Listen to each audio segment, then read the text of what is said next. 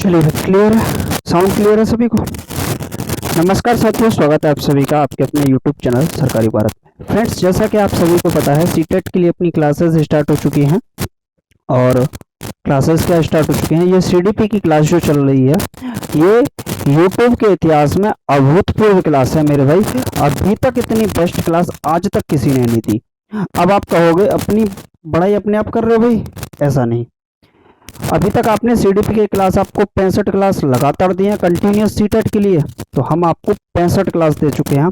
शायद ये 66 या 67वीं क्लास होगी और ये क्लास आपके लिए कंटिन्यूस चलती रहेगी।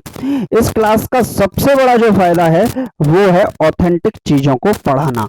मेरे भाई सीडीपी हम जो आपको पढ़ाते हैं वो प्रीवियस ईयर के क्वेश्चन पेपर को आधार मानकर पढ़ाते हैं, यानी कि ऑनलाइन के जितने भी पेपर हुए थे मल्टीपल शिफ्ट में 2021 में, 22 में, 23 में, उन सभी क्वेश्चन पेपर के सॉल्यूशन कराना सीडीपी के अपने आप में बहुत बड़ी बात है मेरे भाई। प्रैक्टिस में आपको कहीं से भी उठा के, किताब से उठा के छाप के करा सकता हूं, लेकिन अगर आप पेपर से करते हो ना तो एग्जाम में क्वेश्चन डायरेक्टली मिलेंगे। थोड़ा बहुत लैंग्वेज में डिफरेंस देखने को मिलेगा, लेकिन 99% क्वेश्चंस हमारे स्टूडेंट ये बोलते हैं कि सर आपकी क्लास से देखने को मिलते हैं, तो आपको मिलेंगे भाई। तो ये पेपर वाली प्रैक्टिस है, कोई वैसी प्रैक्टिस नहीं है। पेपर में क्वेश्चन फंसेगा, ये बात बता दूं। और ये हमारी जो क्लास है वो लगभग 66वीं या 67वीं क्लास होगी, ये भी आप लोग देख लीजिएगा। कंप्लीट प्लेलिस्ट हम आपके लिए बना चुके हैं, वहां से आप लोग देख लीजिएगा चैनल पर ही, ठीक है। बाकी जो नए हैं वो चैनल को सब्सक्राइब वगैरह कर सकते हैं। सीडीपी हम आपको करा रहे हैं, इसमें आपको 30 आउट ऑफ 30 आप स्कोर करेंगे, ये भी आप लोग श्योर हो जाइए। क्लियर है? तो चलिए आज की क्लास को स्टार्ट करते हैं और कुछ क्वेश्चंस के साथ। आज फिर कुछ क्वेश्चन करेंगे, बाकी पर डे हम क्वेश्चंस करते ही रहते हैं। तो फर्स्ट क्वेश्चन आपकी स्क्रीन पर है, इस क्वेश्चन का आंसर लगाइए।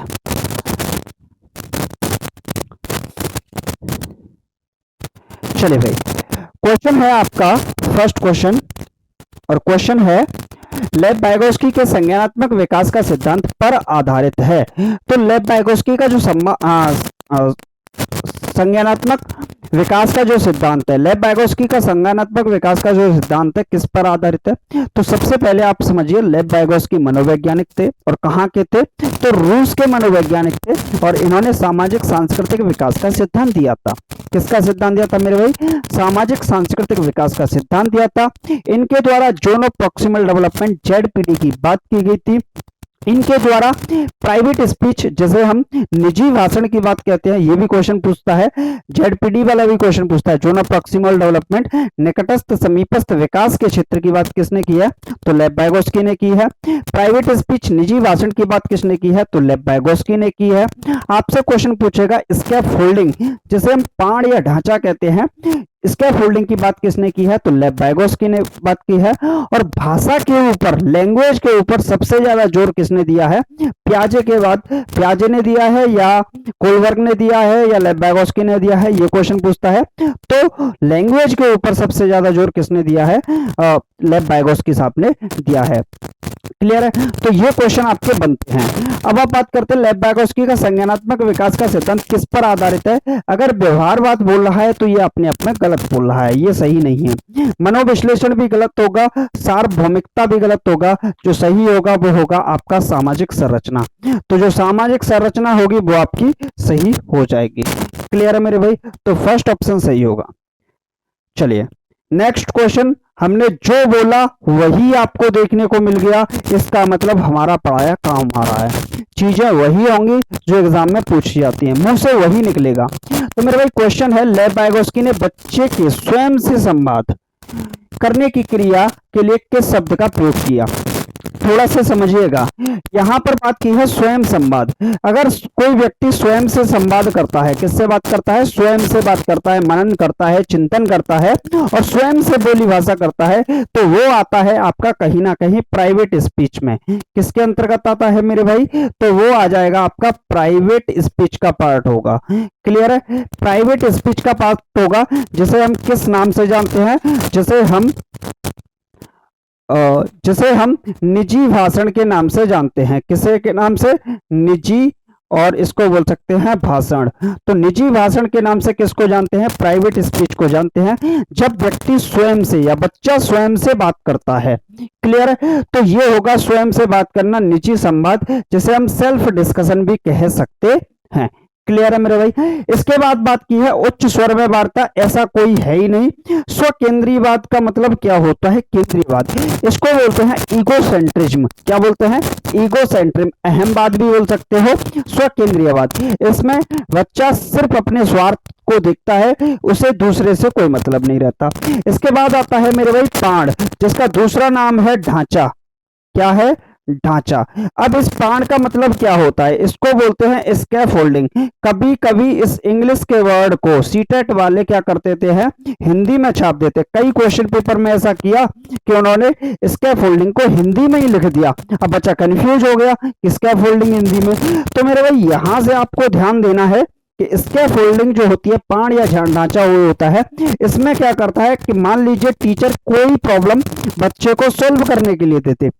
टीचर जब किसी बच्चे को कोई प्रॉब्लम सॉल्व करने के लिए देता है और उस प्रॉब्लम को बच्चा जब सॉल्व करता है तो बीच बीच में उसको क्या आने लगती है? समस्याएं आने लगती हैं। मान लीजिए ट्रिग्नोमेट्री का कोई क्वेश्चन दे दिया, ज्योमेट्री का कोई क्वेश्चन दे दिया, या फिर अलजेब्रा का कोई क्वेश्चन दे दिया। तो क्वेश्चन सॉल्व करते हुए मान लीजिए स्टूडेंट को क्या आए? समस्या आए। जब स्टूडेंट को समस्या आती है तो बीच बीच में टीचर क्या करता है? उनको इशारे करके बताता है।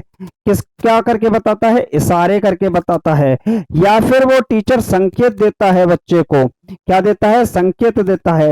या फिर आप इसको बोल सकते हो टेम्पररी हेल्प। क्या बोल सकते हैं? टेम्पररी हेल्प जो देता है, जो कुछ समय के लिए दी जाने वाली सहायता होती है। या फिर हम बोल सकते हैं टेम्पररी गाइडेंस जो देता है। संकेत, इशारे, टेम्पररी हेल्प, टेम्पररी गाइडेंस, ये सभी पार्ट किसको दर्शाते हैं? कहीं ना कहीं आपके पाण यानी ढांचे को दर्शाते हैं। स्कैफोल्डिंग के पार्ट होते हैं। क्लियर है मेरे भाई? आंसर तो आपका फर्स्ट ऑप्शन ही हो गया था। आंसर तो फर्स्ट ऑप्शन ही हो गया था, लेकिन बाकी के ऑप्शन भी आपको पता होने चाहिए। क्लियर है? चलिए नेक्स्ट क्वेश्चन देखते हैं। नेक्स्ट क्वेश्चन आपकी स्क्रीन पर है। इस क्वेश्चन का आंसर कौन स्टूडेंट देगा? इस क्वेश्चन का आंसर आप बिना पढ़े भी दे सकते हैं। आपको पढ़ने की आवश्यकता भी ना पड़े, फिर भी आप क्वेश्चन का आंसर दे दें। ऐसा हो सकता है? जी हाँ, ऐसा संभव है। एक प्रगतिशील कक्षा की निम्न में से कौन सी विशेषता है, ये आपको बताना है। बताइए।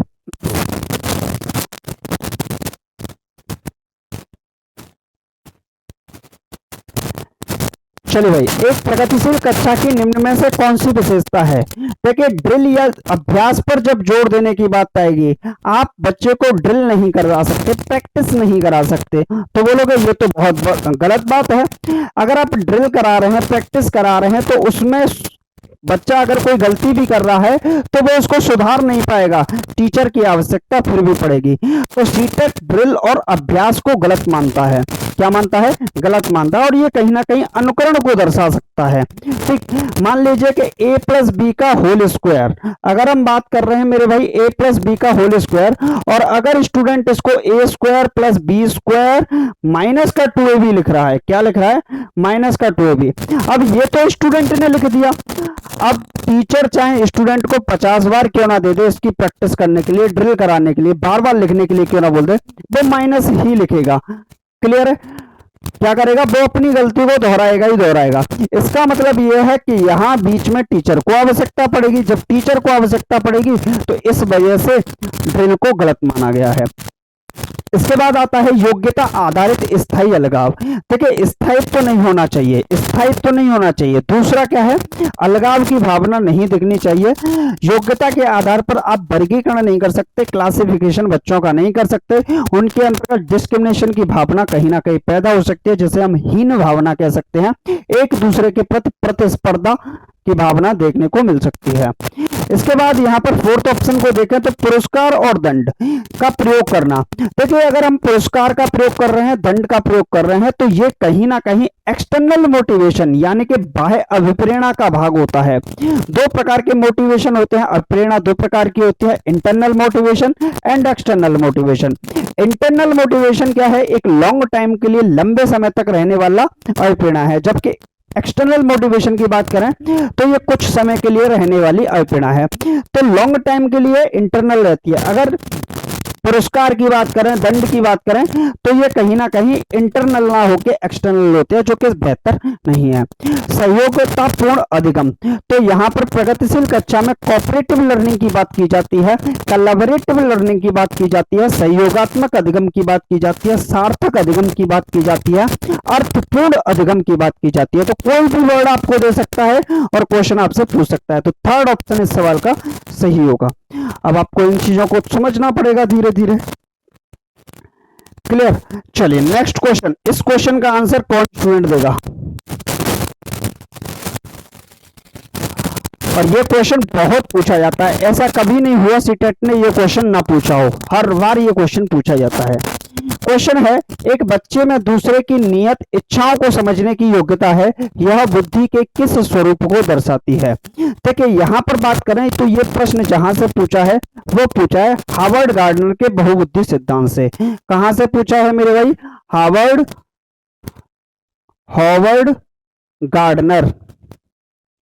हार्वर्ड गार्डनर के बहुबुद्धि सिद्धांत से पूछा गया है। और इनके द्वारा किसका सिद्धांत दिया गया था? तो इनके द्वारा सिद्धांत दिया था बहुबुद्धि का सिद्धांत, बहुबुद्धि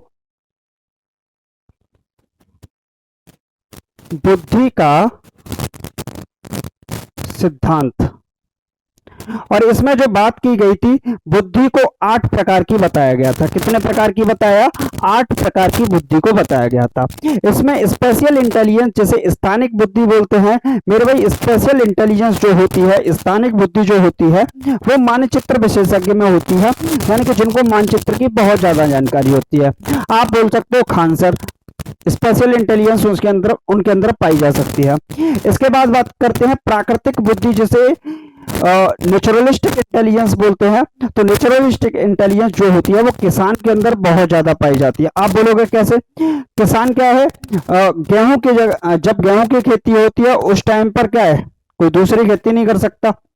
जैसे आलू गेहूं की जो खेती होती है उस टाइम पर मक्का थोड़ी करेगा। क्लियर? रबी की फसल को खरीफ की फसल से मिक्स थोड़ी करेगा। तो किसान को बहुत ज्यादा जानकारी होती है, प्रगतिवादी बुद्धि किसान के अंतर्गत बहुत पाई जाती है।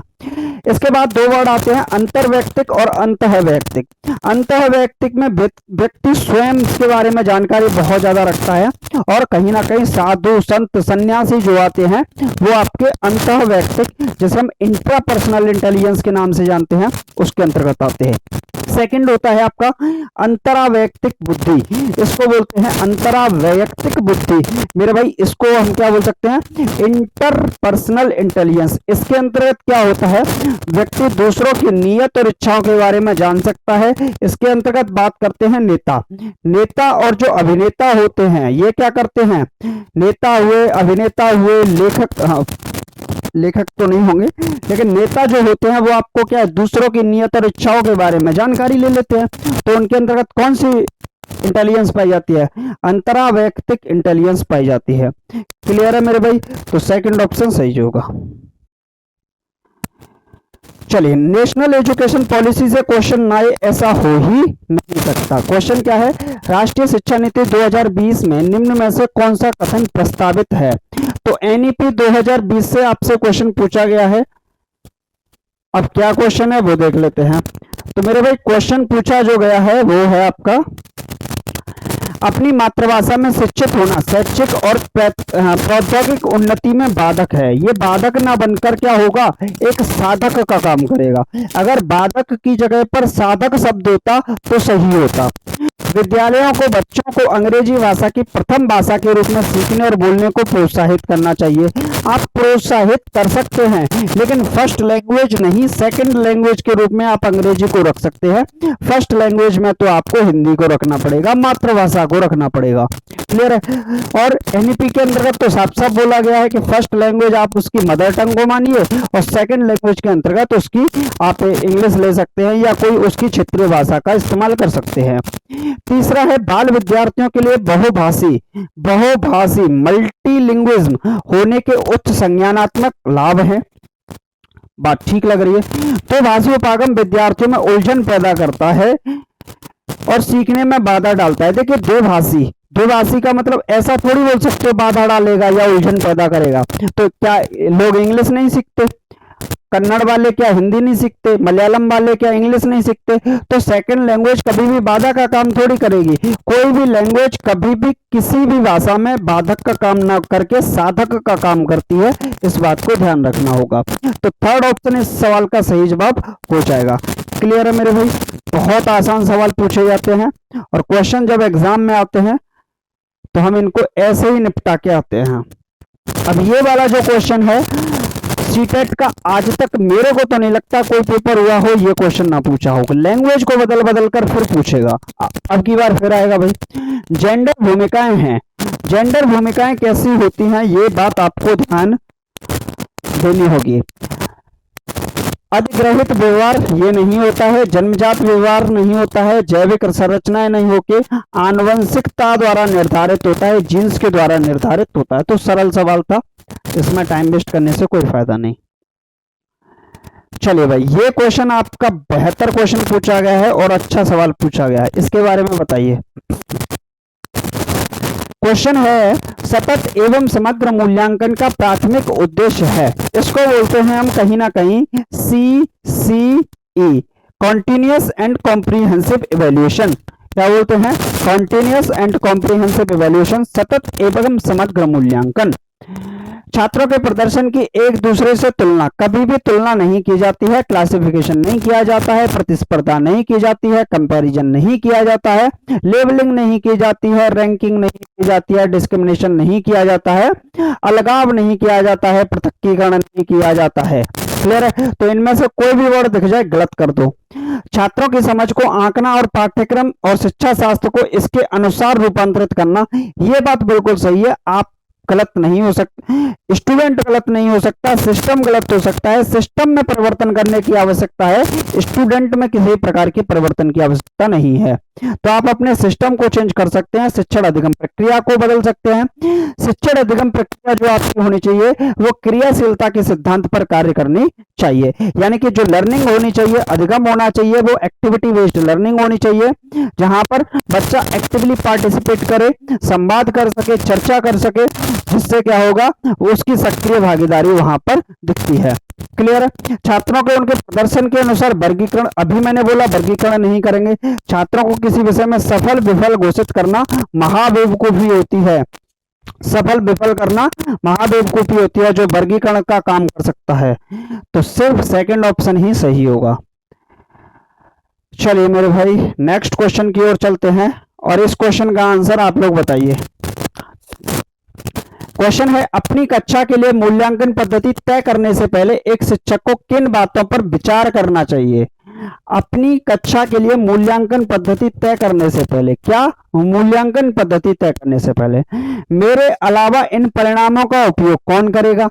विशिष्ट छात्रों के अधिगम वक्र का पता लगाने का सर्वोत्तम तरीका क्या है?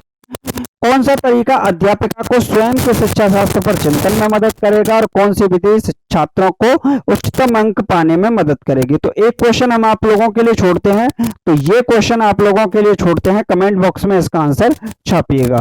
क्लियर है? तो हर वीडियो में एक क्वेश्चन छोड़ा जाता है, आज की वीडियो में ये क्वेश्चन हमने छोड़ दिया। चले भाई, इंक्लूसिव क्लासरूम का क्वेश्चन बहुत पूछा जाता है। क्वेश्चन है समावेशी शिक्षा से अभिप्राय है, आर्थिक रूप से कमजोर वर्ग का आरक्षण केवल सरकारी विद्यालयों में उपलब्ध करवाना। केवल शब्द आ जाए तो ये मान लीजिए आपके आंसर को गलत कर देता है। ईडब्ल्यूएस की बात करता है, इकोनॉमिकल वीकर सेक्शन वाला जो रिजर्वेशन है वो केवल सरकारी विद्यालयों में ही उपलब्ध करवाया जाए, ऐसा तो कहीं नहीं बोला गया है, तो ये गलत होगा। दिव्यांग छात्रों को सिर्फ विशेष विद्यालय, भाई सिर्फ विशेष विद्यालय, इंक्लूसिव क्लासरूम में हर प्रकार का बच्चा आ सकता है, जहां पर ईडब्ल्यूएस का बच्चा भी आ सकता है, ओबीसी, एससी, एसटी, अति पिछड़े वर्ग का बच्चा भी आ सकता है, अल्पसंख्यक बच्चा भी आ सकता है, अमीर का बच्चा भी आ सकता है, गरीब का बच्चा भी आ सकता है, वंचित पृष्ठभूमि का बच्चा भी आ सकता है, मल्टी लैंग्वेज बहुभाषी बच्चा भी आ सकता है, मल्टी कल्चरल बहुसांस्कृतिक बच्चा भी आ सकता है। तो किसी भी प्रकार का बच्चा आपका इंक्लूसिव क्लासरूम के अंतर्गत आ सकता है। तो दिव्यांग हो, फिजिकल विद हैंडीकैप्ड हो, कोई हो, सब आ सकते हैं, तो ये तो गलत होगा। सरकारी विद्यालयों में केवल आया, गलत कर गया, अंग्रेजी भाषा में पढ़ाई जाए, फिर हिंदी का क्या करेंगे? योग्यताओं से परे होकर सभी बच्चों को गुणवत्तीय शिक्षा उपलब्ध करवाई जानी चाहिए, ये बात बिल्कुल सही है। चलिए, सरल सवाल था। अब आया है एक बहुत ही जोरदार सवाल, जोरदार बोल सकते हैं भाई इसको, चलिए जोरदार बोल देते हैं। क्वेश्चन है स्टेटमेंट एंड रीजन का। स्टेटमेंट क्या दे रखा है आपको? स्टेटमेंट है पढ़ाते समय एक शिक्षक को पाठ्य सामग्री को दर्शाने के विभिन्न तरीके अपनाने चाहिए, बात बिल्कुल सही है। रीजन क्या है? शिक्षक को अधिगमकर्ता की विविध आवश्यकताओं हेतु अपने शिक्षा शास्त्र को उनके अनुकूल बनाने चाहिए और ये इसकी अनुशंसा भी करता है। तो फर्स्ट ऑप्शन सही होगा, ए और आर दोनों सही है, आर ए की सही व्याख्या करता है। तो आसान सवाल है, कोई ज्यादा टाइम वेस्ट करने की भी इसमें जरूरत नहीं है। चलिए भाई, नेक्स्ट क्वेश्चन क्या है? क्वेश्चन का आंसर लगाइए। एक बच्ची लिखाई में निरंतर कठिनाई का सामना करती है, लिखाई में सामना करती है और उसे अक्षर बनाने और शब्दों के बीच अंतराल करने में चुनौती महसूस होती है। यह लक्षण किस अधिगम विकार की ओर इशारा करते हैं? तो ये कहीं ना कहीं आलेख वैकल्य की ओर इशारा करता है। ध्यान एवं अति सक्रियता विकार, जिसको हम बोल सकते हैं ADHD, attention deficit hyper activity disorder, जो कि बच्चा इसमें क्या होता है, आकुल हो जाता है, व्याकुल हो जाता है, एक लंबे समय तक ध्यान नहीं लगा पाता है, तो ADHD की प्रॉब्लम होती है। गणन वैकल्य का मतलब होता है डिसकैलकुलिया, जिसमें गणना संबंधी संक्रिया, जोड़ घटाव गुणा भाग की समस्या आ सकती है। पठन वैकल्य का मतलब होता है डिसलेक्सिया बोलते हैं इसको।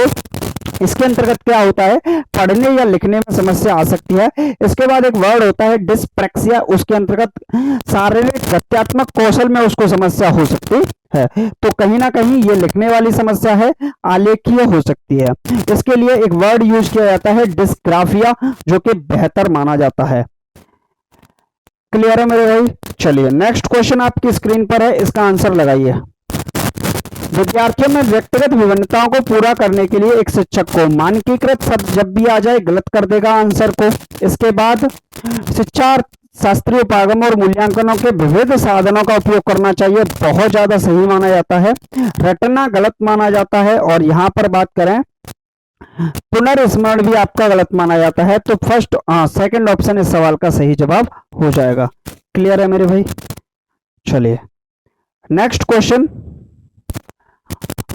देखिए, दो प्रकार की थिंकिंग होती है, एक होती है कन्वर्जेंट थिंकिंग और एक होती है डाइवर्जेंट थिंकिंग।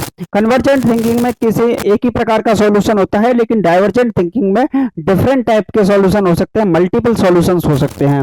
तो आपसे पूछा है सृजनात्मकता यानी कि क्रिएटिविटी बोल सकते हैं, इसमें का अनिवार्य लक्षण क्या होता है? तो ये कहीं ना कहीं आपका अपसारी चिंतन को दर्शाता है, जिसे हम क्या बोलते हैं, डाइवर्जेंट थिंकिंग बोलते हैं। तो टाइम बर्बाद करने से कोई फायदा घाटा फायदा नहीं है भाई, इससे तो अच्छा कि एक क्वेश्चन और आगे लगाते हैं। चलिए, नेक्स्ट क्वेश्चन है, छोटे बच्चे ज्ञान की संरचना और अर्थ किस प्रकार निकालते हैं? तो सक्रिय अन्वेषण के रूप में। ये तो जीन पियाजे साहब ने भी बोला है कि बच्चे लिटिल साइंटिस्ट होते हैं, नन्हे वैज्ञानिक होते हैं। क्लियर? और सक्रिय अन्वेषण करता होते हैं खेल द्वारा, ये भी सही है। पदार्थों की क्रिया और प्रयोग द्वारा, ये भी सही है। सहपाठियों वयस्कों संग सहभागिता द्वारा, तो ये लेबैगोस की अनुशंसा करते हैं। तो चारों के चारों ऑप्शन ही सही हो जाएंगे, जो कि आपका कौन सा ऑप्शन दे रखा है, इनमें से कोई नहीं है, आपका यहां से फोर्थ ऑप्शन सही होगा। क्लियर है मेरे भाई?